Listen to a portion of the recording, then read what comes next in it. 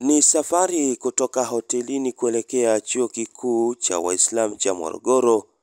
Baadhi ya maafisa habari wa serikali kutoka bara na visiwani ambao ni wahitimu wa chuo hichi wanawasili na kupokelewa vyema.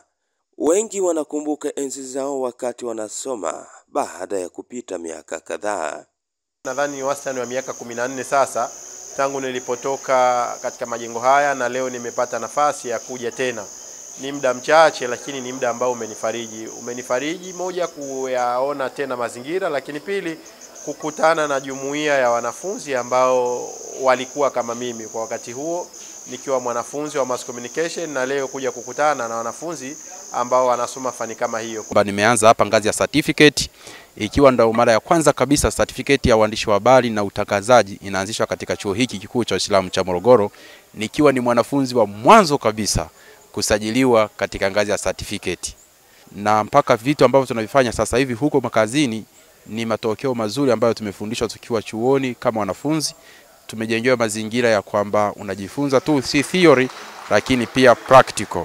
Kuwasili kwa ugeni huu kumekuwa faraja kwa wanafunzi wa tasnia ya habari na mawasiliano kwa umma, kwani wamepata nafasi ya kufanya mazungumzo ya pamoja ya ana kwa ana na kuhimizwa kuongeza ubunifu, kujifunza maarifa ya kisasa na kuwa tayari kukabiliana na mabadiliko ya kiteknolojia ili kutimiza malengo yao kitaaluma. Kubwa ni waambie tu wanafunzi, teknolojia imebadilika sana. Zama zetu tulizokuwa tunasoma ni tofauti na zama za sasa.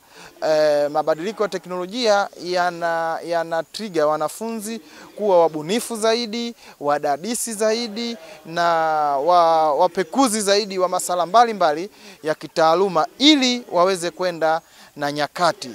Chuo hichi kinaweza kutoa product ambazo zinakwenda kushindana katika soko la kitaifa na kimataifa.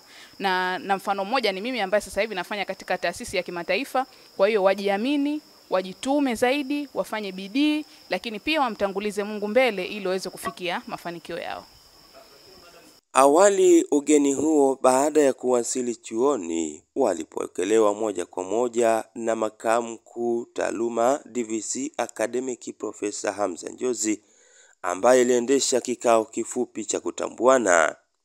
Sisi tupo tayari kupokea rai zenu, fikra zenu, kwa sababu mmekutana mambo chungu mzima, mna uzoefu katika taasisi mbalimbali, namna gani ya kuimarisha na kufanya MUM ikafanya vizuri zaidi kuliko hivi.